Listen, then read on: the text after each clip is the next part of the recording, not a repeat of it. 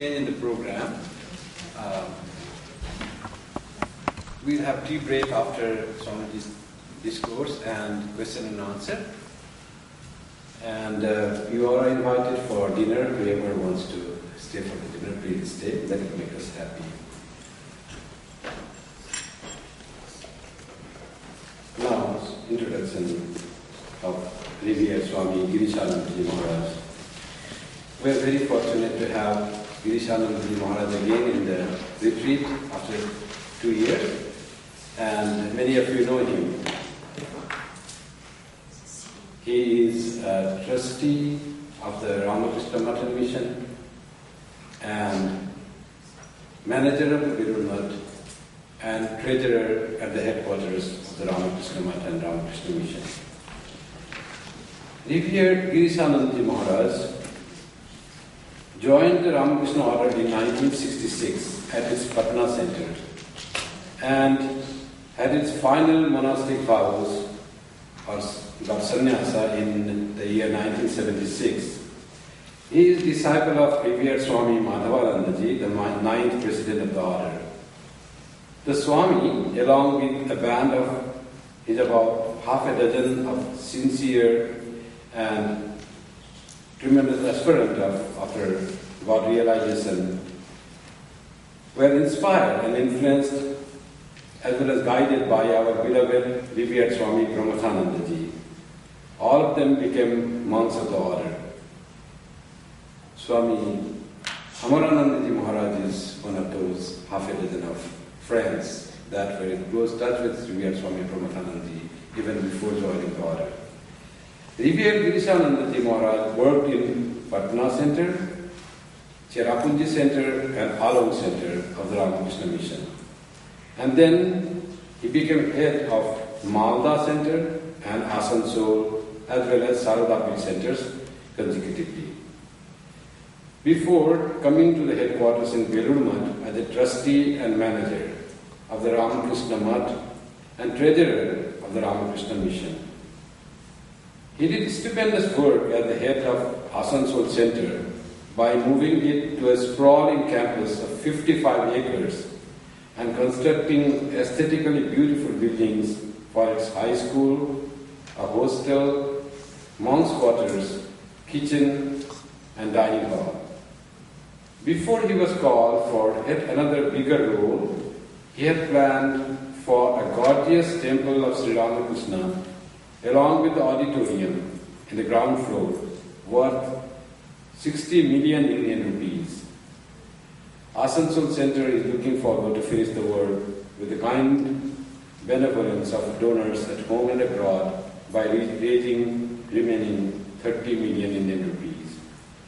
Revered Maharaj will give a talk on one of the poems of Swami Vivekananda, his copy of talk. I invite Revered Swami Girishananda Maharaj to speak to us.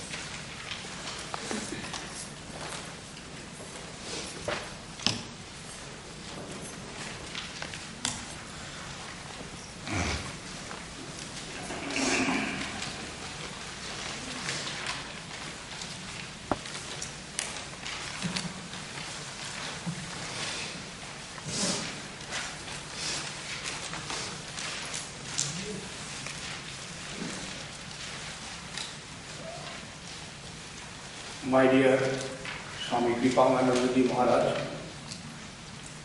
devotees present today,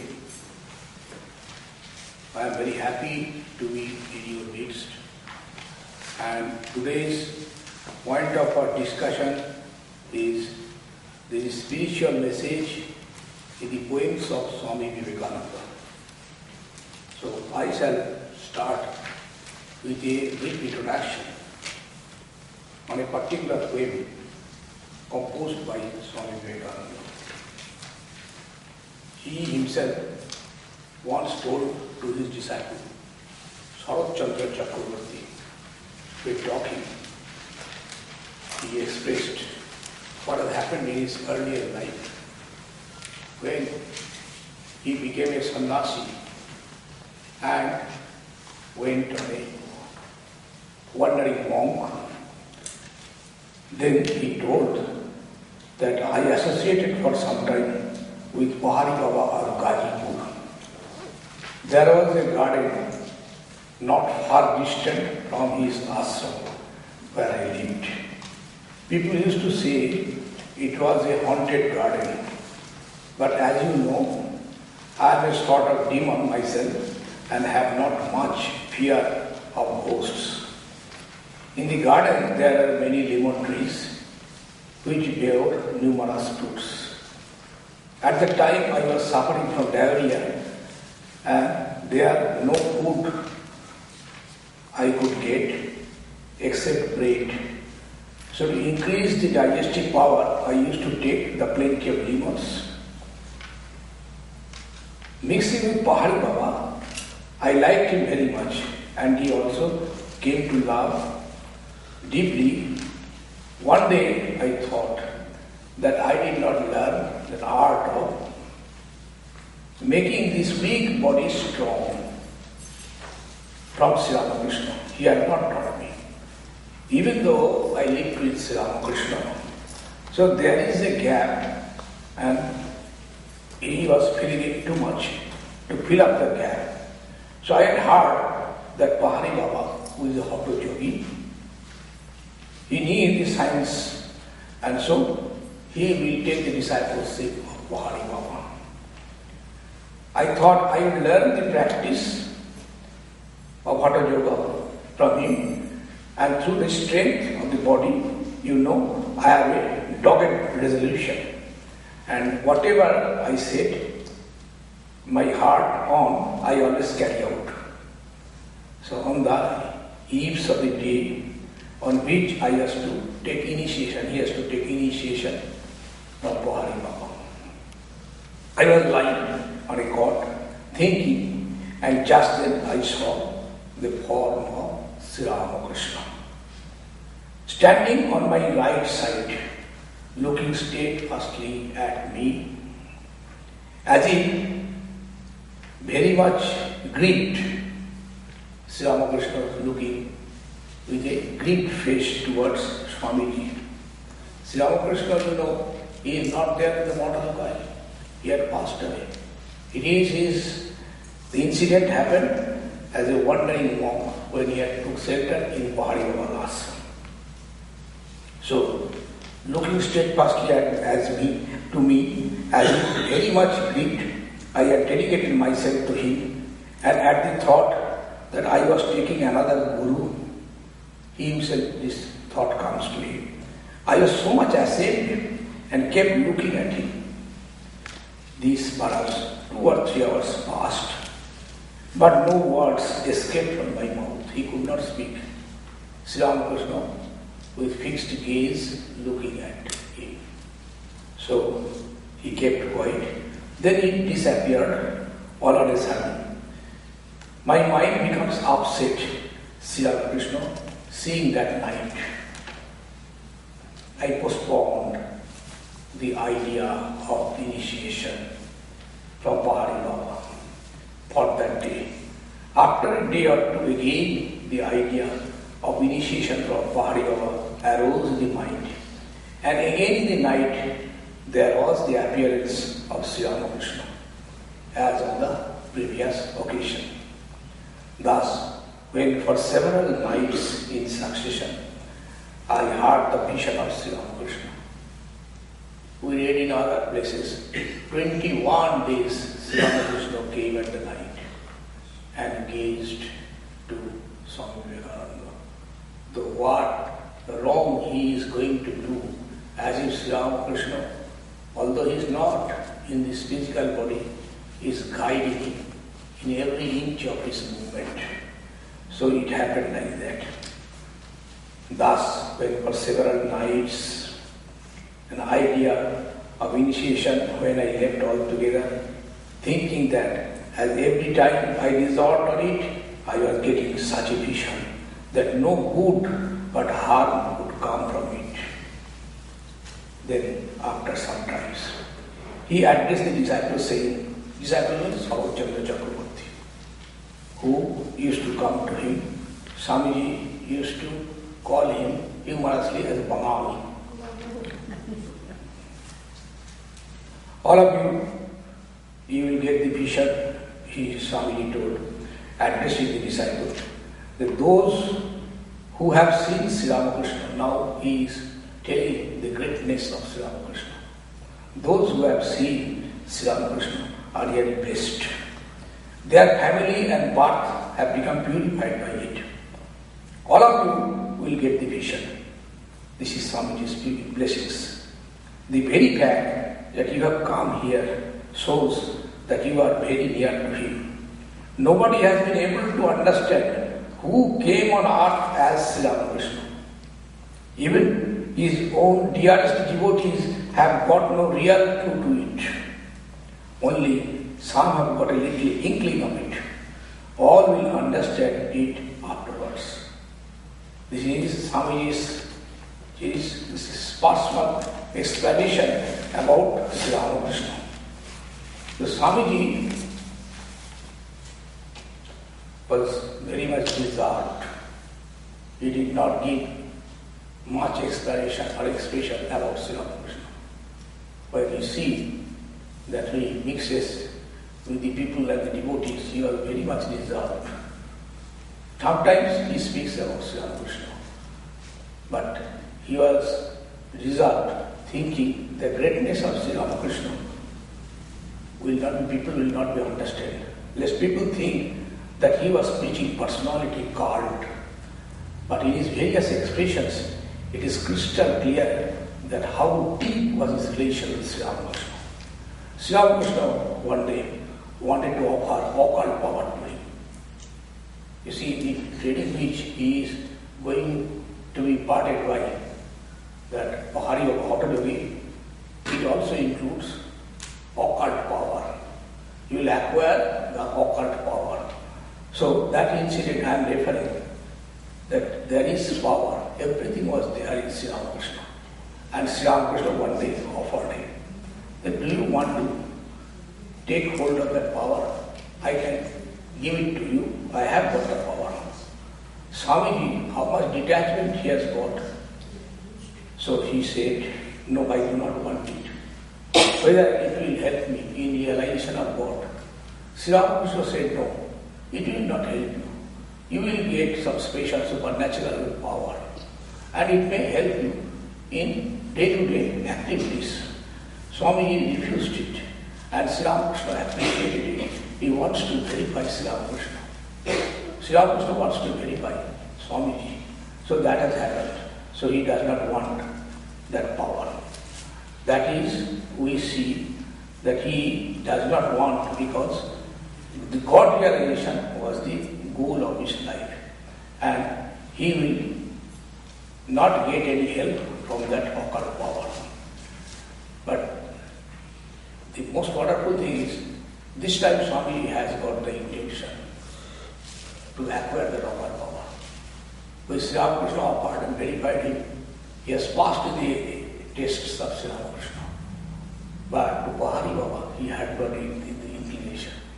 And then Sri Ramakrishna, who is a teacher always to Swamiji, even he is not there in the physical body, directed him, and Swamiji has disapproved that what he thought, his own thoughts, he disapproved.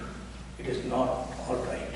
So he disassociated himself from taking initiation from Pahari Baba. So we see the passing away Sri Ramakrishna's desire came to his mind, and this is the second thought. So I am connecting these two incidents, that in the life of incarnation, various wonderful things happen. How the conditions are changing, and Master had got deep to deeper relation with his disciple. So that happens here also. So Sri Ramakrishna's power is working within him, he felt. And it's like a tidal wave, and he feels that tremendous power. Every time, wherever he moves, wherever he goes and gives some directions or feels some things, he feels that tremendous power is working with him.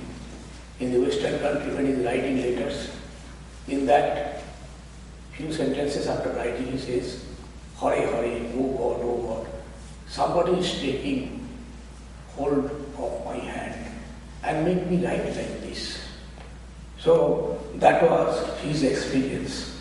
So here also we feel that Swamiji's this sort of expression, by getting that power, is I shall inspire men everywhere till the world shall know that it is one with God.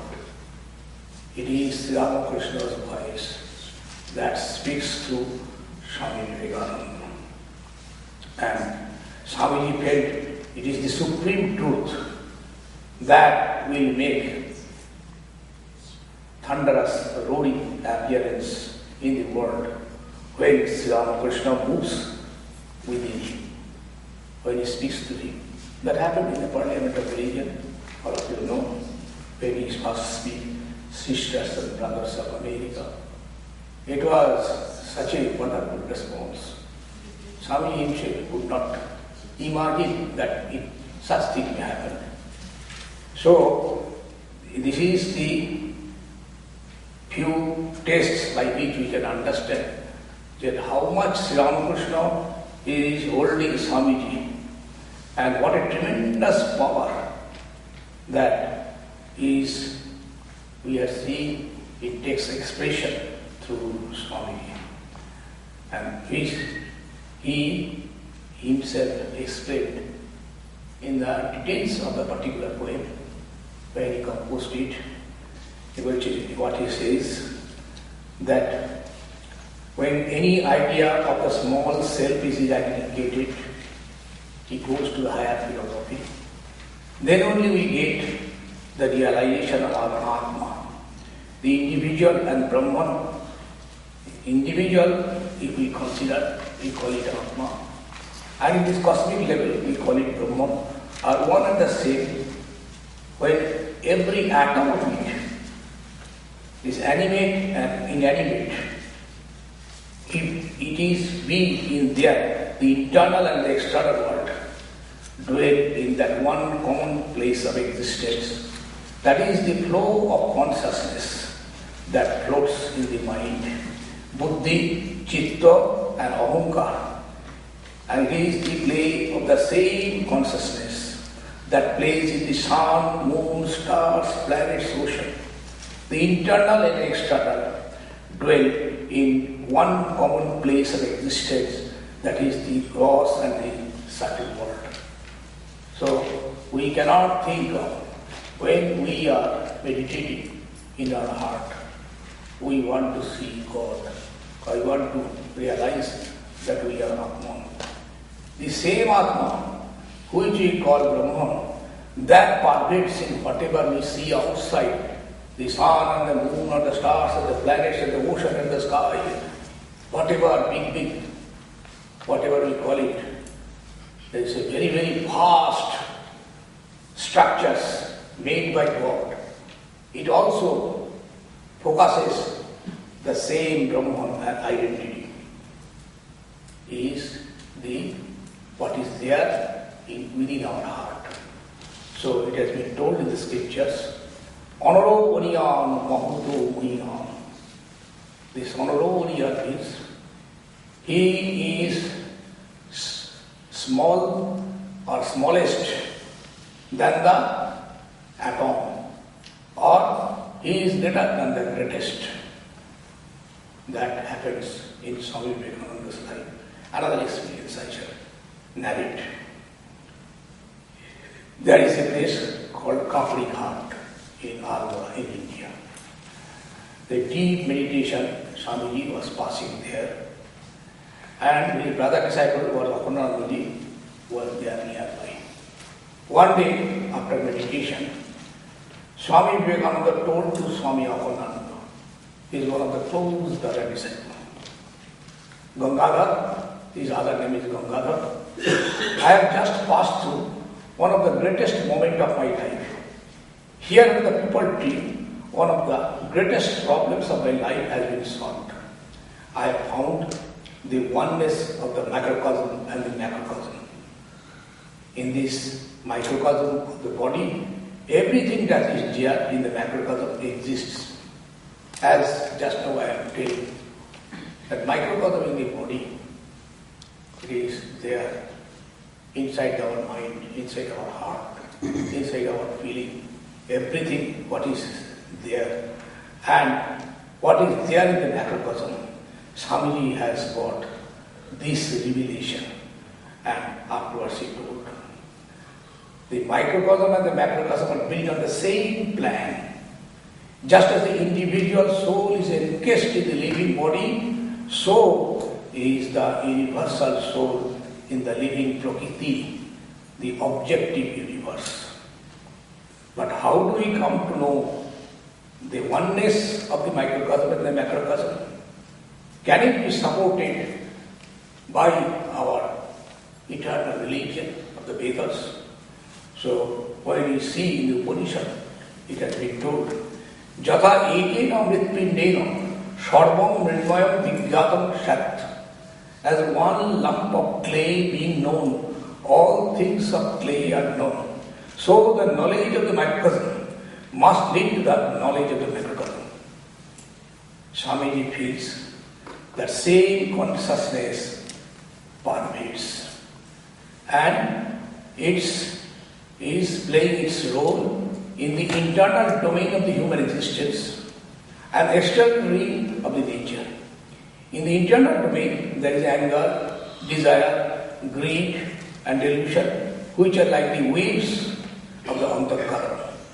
It is a combination of mind. The intellect, the chitta, and ahankara.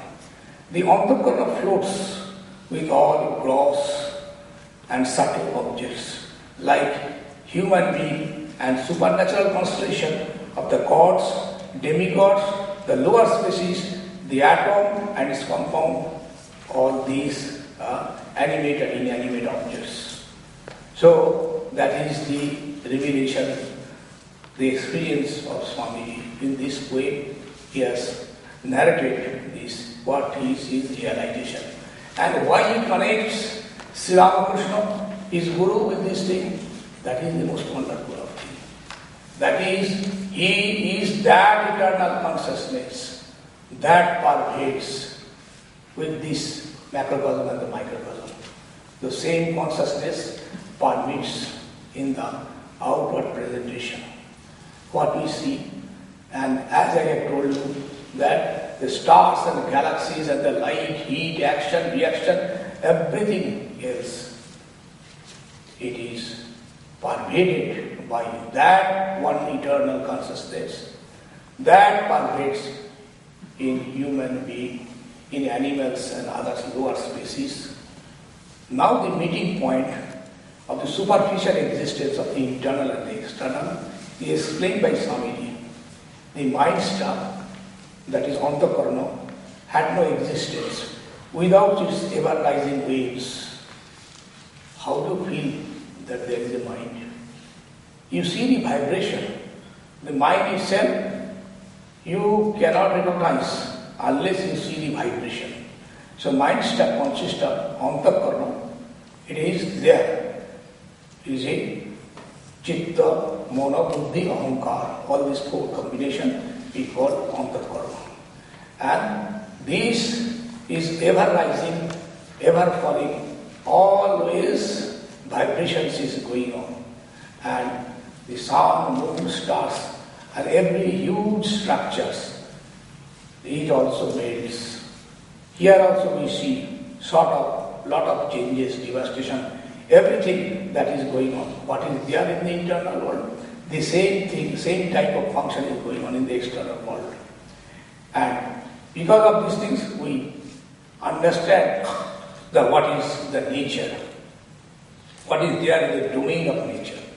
In our scripture we find, at the time of dissolution of the nature, the five original elements like akasha, air, fire, water and the earth, everything goes back to one entity. The same incident occurs when the individual soul, Atma, merges into Paramatma, the Brahman. When in deep ecstasy it attained that high stage of consciousness, and ordinary souls, which he called Jiva, which is transmigratory, he passed into his essence, he realized his essence. That is in one way, we can call it a dissolution of the nature. Here also it's a dissolution of the mind. The mind merges into Brahma. So there is merging of the three. What is that? The knowledge, the knower of knowledge and the object of knowledge. In Sanskrit it is called Triputi Loy. There is an object of knowledge which the yogi or the sadhakas want to think of it. It does not really remain unidentified with the person who is trying to realize it. So yogi becomes merged with that knowledge. And yogi himself is the knower. And Atman is the object which is to be known. So all these things becomes one. So it implies again the dissolution of the whole universe. Now we compare the whole nature. How the dissolution happens? You see, in a Vedanta it has been told, Panchikarana Apanchikarana. How it happens? The whole world is created. It is a mixture, it is a combination of the 5 original elements. The first is the space, then is the air. One after another it comes. Then after that the fire. After that the fire melts into water. It changes into water. And from water we get our ethereal body. As we do evening aratikam of Bhagavan, gods, Sri Ramakrishna, you have seen all these 5 elements are offered to him because it is his creation. And how that has been created? It has been created one after the other. The first creates the second one, from second creates the third one, third creates the fourth one, and fourth creates the fifth one. Then it is a compound, that is first and second, first and the other fourth combined. It makes this here what we see.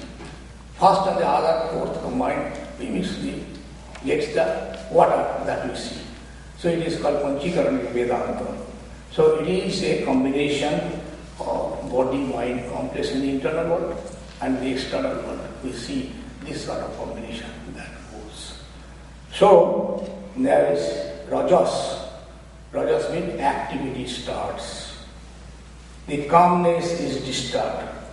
So these sort of things, when it is going on, we call it evolution. This evolution process is there not in the singular level, but in the plural level also.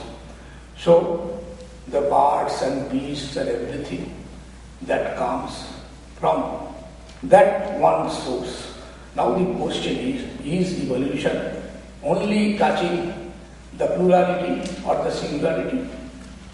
If it touches that, then where is the end of the evolution? There must be evolution. So evolution is followed by involution.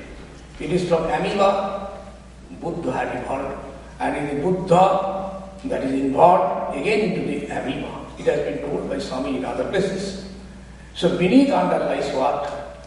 The one eternal, unchanging Paramatma of the yogis, or Brahmana of the Gyanis, and God of the devotees. When you think about the cosmic principle, all the 3 terms can be used. Again, it is this one eternal soul, that is one eternal existence. It is existence absolute, or we can call it the consciousness absolute.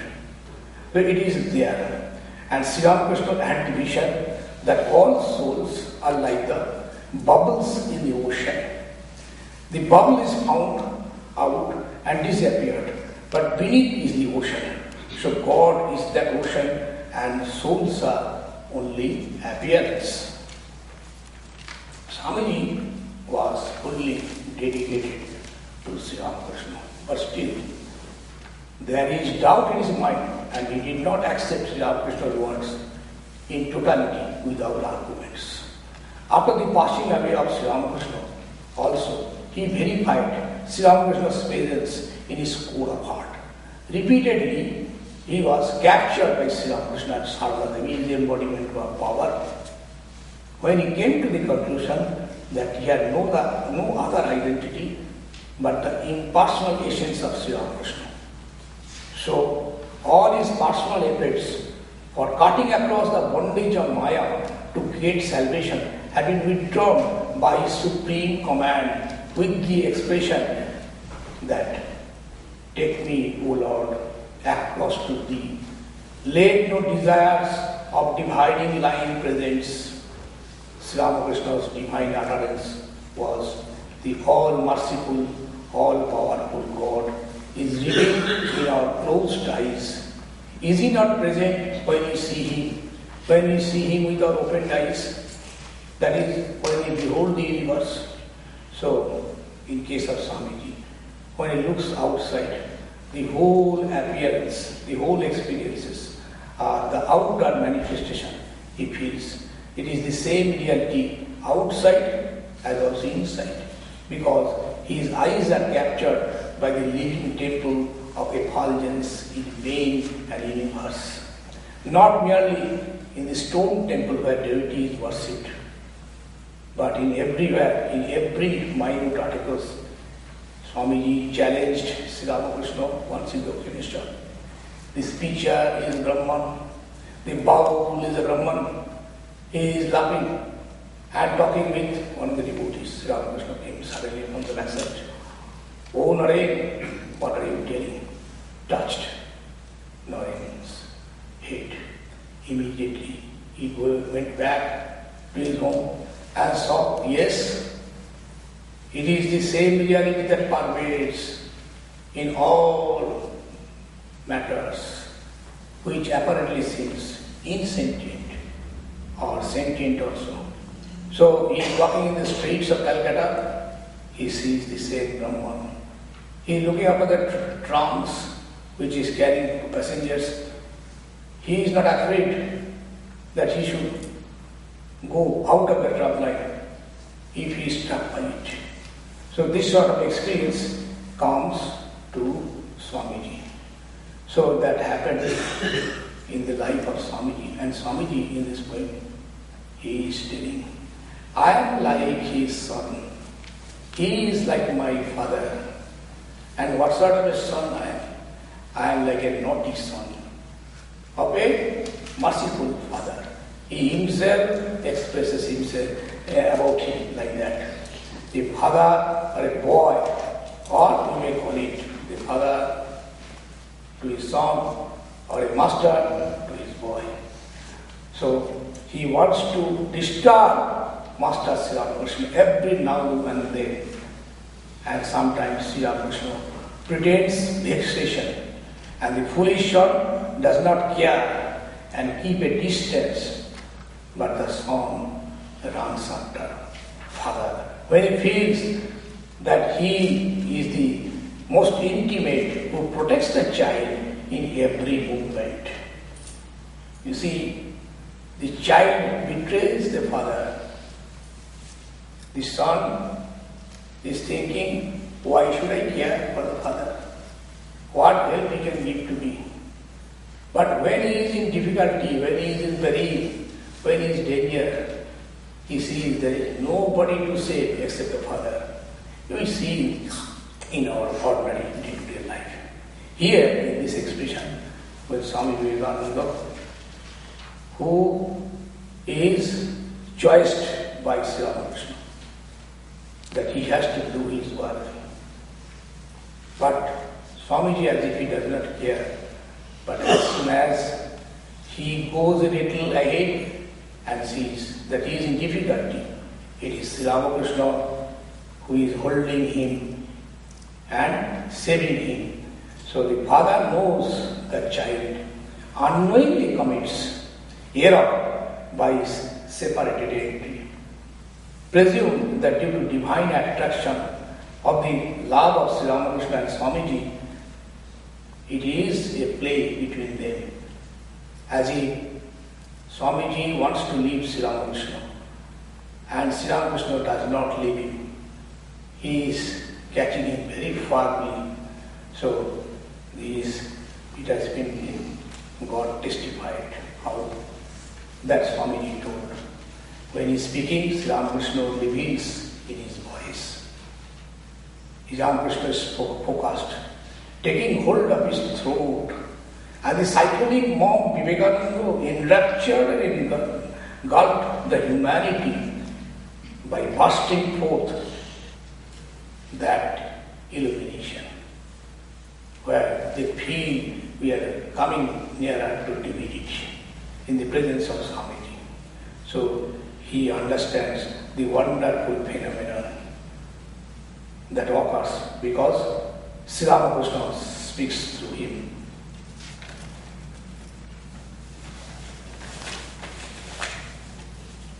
Such incident occurred.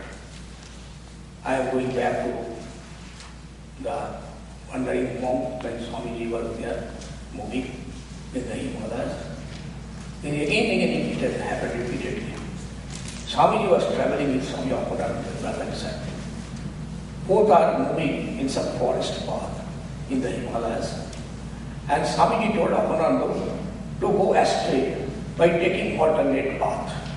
Akhodananda agrees, but after Swamiji goes to his own path, he follows him hiding and saw Swamiji embracing Sri Ramakrishna, which was a proof how close is Sri Ramakrishna to every notice of Swamiji. And this we can understand that so many incidents are there, how the both souls, Ascharya Bhakta, Kusalasya Bhakta, it has been told Ascharya Gyata, Kusala Anusishto, so close here their relation. And Swamiji, regarding this cosmology lecture, he has told that about which I am relating certain things in his lectures he has given the details explanation. There are two words, the microcosm and the macrocosm, the internal and the external.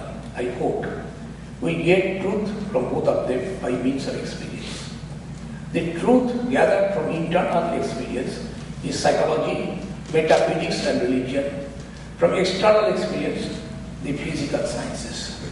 Now, a perfect truth should be in harmony with experiences in both the worlds.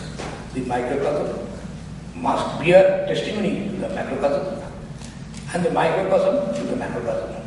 Just the reverse, vice versa. That is the rule. And we find that many of the truths are in conflict. We all know the theories of the cosmos according to modern astronomers and physicists. And at the same time we know how woefully they undermine the theology of Europe. That time the modern scientific advancement and development are going on. So they are not ready to accept the theories. But Swamiji puts his logic behind this theory of microcosm and macrocosm. So the scientific discoveries that are made now, that is further science is progressing, it acts as a bomb thrown at the stronghold.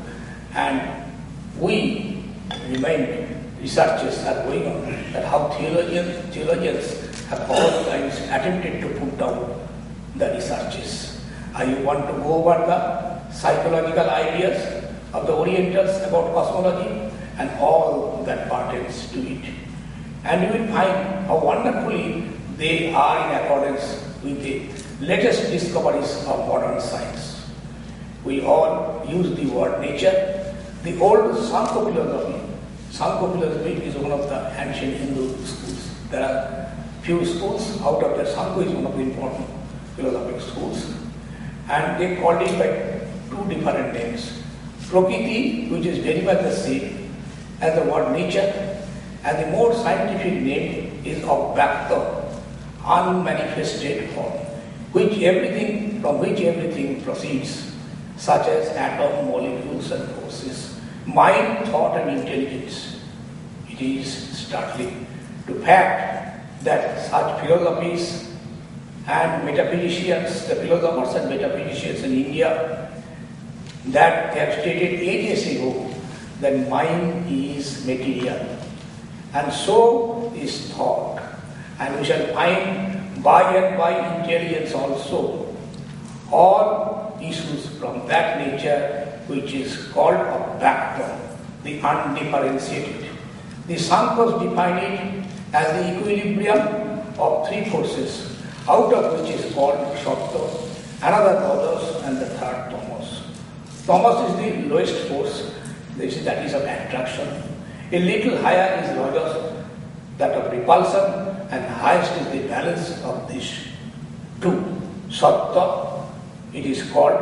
So when these two forces, attraction and repulsion, are held in a perfect force, by Sattva there is no creation, there is no movement in the world.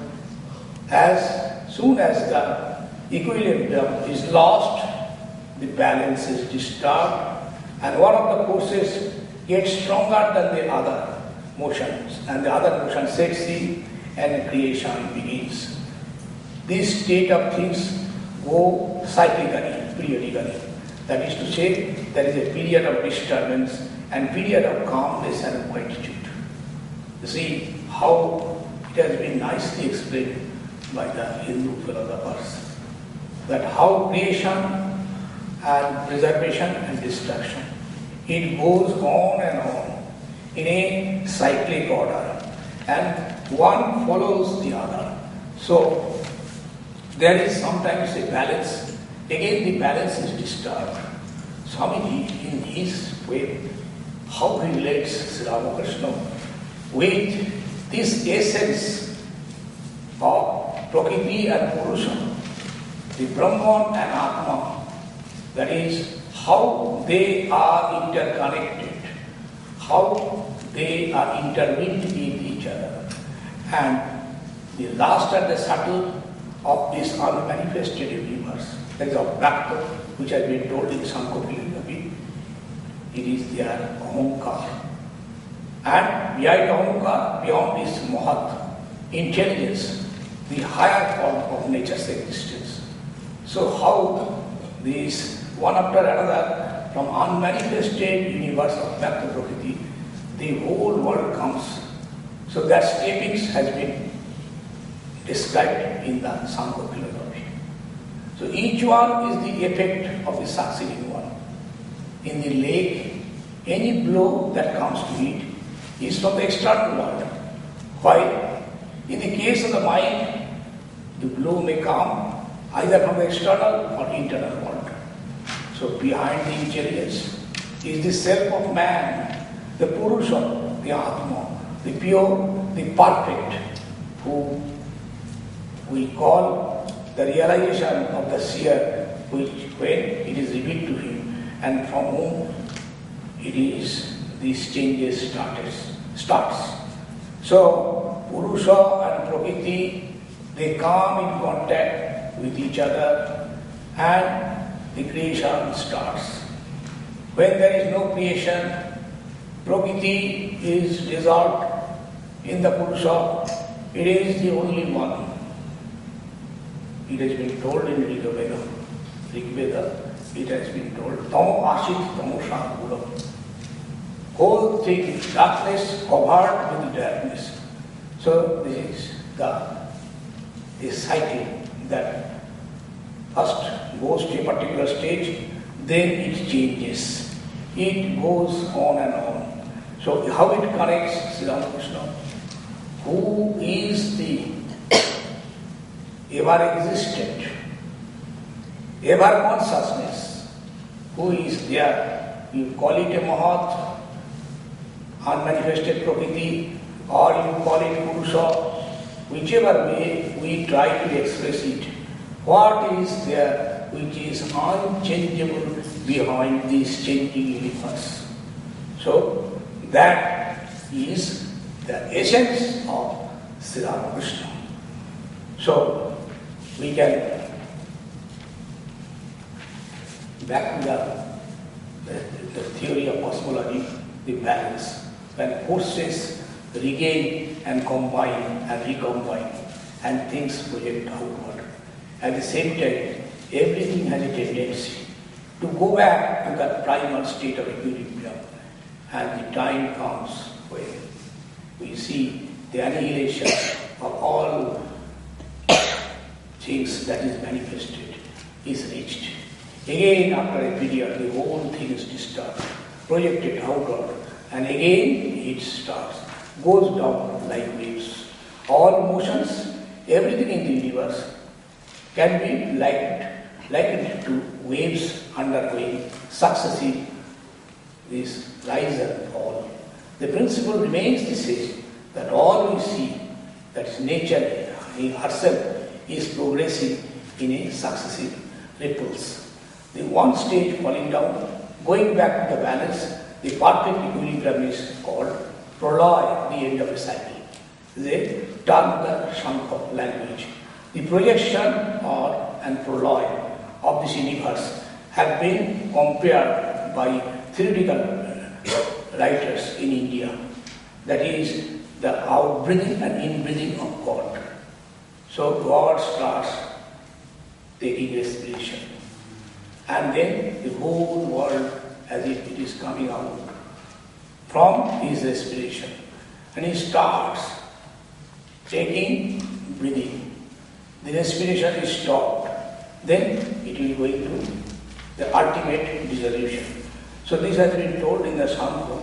So Swamiji referred regarding this point that who is Sri Ramakrishna? This unchanging reality is Sri Ramakrishna, who is not affected by it, but who is beyond it and who is always with these changes. Although he is beyond, but still he is not totally out of it. So we can say that it is the time-space causation that theory comes, because there is proloy, this total annihilation, there is no time, and there is no place it has happened, and there is no cause and effect that has been going on, because those things are absent. When the creation starts, these things comes to picture. So beyond this, it is the absolute. The reality, the God, he pervades in atoms and molecules, and everywhere what we see is the outer expressions of that the same Brahma, having encased itself as the universe, or having encased itself in the internal world, like mind and buddhi and chitta and all these things. So now we see human being, if we analyze in the scripture language, the mind is called the manasa, the chitta vritti is vibrating, the unsettled one. If we throw a stone on a lake, first there will be vibration, and then there will be resistance.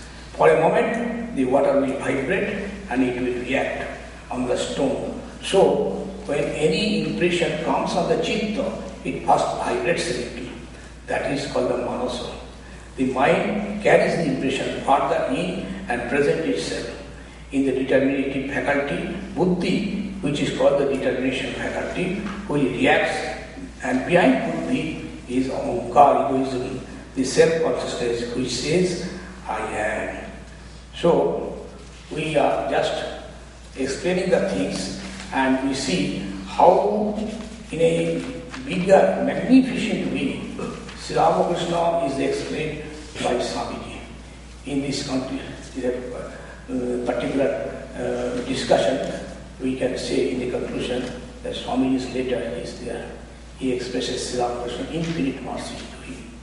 Swamiji wrote, for the last few days I have not been able to see Pahari, but out of his kindness he sends every day for my report. But I now see the whole matter is just, it is inverted in its bearings. While I myself have come, a beggar at his door, he turned round and wants to learn from me. The saint perhaps is not yet perfected. Master, is yet to be attained by him. So he has seen the photo of Sri Ramakrishna in the Kutia of Pahari Baba. And so no big person, now this is the conclusion. I am going any longer. That is, I shall be there dependent on Sri Ramakrishna for each and every thought of my movement. So he told that without him I have no other alternative. I shall not go anywhere. Remain, O mind, within yourself. Go not to anybody else's door. Whatever you seek, you shall obtain sitting at your feet, at his feet.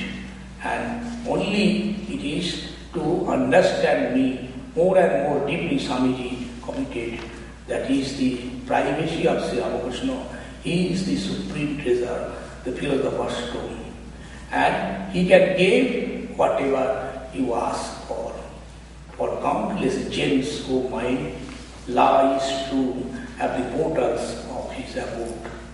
So now the great conclusion is that Sri Ramakrishna has no peer, nowhere else in this world exists that unprecedented perfection, that wonderful kindness for all that does not stop to justify itself, that intense sympathy for man in bondage. Either he must be avatar, as he himself used to say, or else the ever divine man whom the Vedanta speaks as the free one who assumes a body for the good of humanity. This is my conviction, sure and certain. And the worship of such a divine man has been referred to me by Patanjali. In these verses is their Yoga Sutra. And that is the great goal, how it is to be achieved. And what is the goal? That is also Sri Ramakrishna. So, in this prayer of mine, millions of offences has been forgiven. I have prayed hundreds of times and asked for repentance, what I have done, committed mistakes. And millions of offences he has forgiven me. Such great love, even my parents never had for me. There is no pretty, no exaggeration in all this. It is the basic truth, and every disciple knows it. In times of great danger, great temptation, I wept in extreme agony, and it is he who saves me. So this is the relation between Sri Ramakrishna and Swamiji. And I shall take just the last but not the least. This is a prayer. When we are crying in agony, I am crying in agony, in deep distress. Nobody is there to save me. And then I fell at his feet and I pray to him, "Oh God, do save me." But no response came from anybody. It is only from him, this wonderful center of avatar, or anything else he may be, came to know all my afflictions through his powers of insight into the human hearts and lifted it off. In spite of my desire, to the contrary, after getting me, brought to his presence. In his soul be deathless, and so if he still lives, I pray to him again and again, "O Bhagavan Ramakrishna, infinite ocean of mercy, and it is my only refuge. Do gracious and fulfill the desires of my esteemed period, who is every inch is to fulfill the desires of my esteemed friend, who is every inch a great man. May he impart to you all good, to whom I have found in this world to be like an ocean of unconditioned mercy. Om Shanti, Shanti, Shanti. Peace, peace.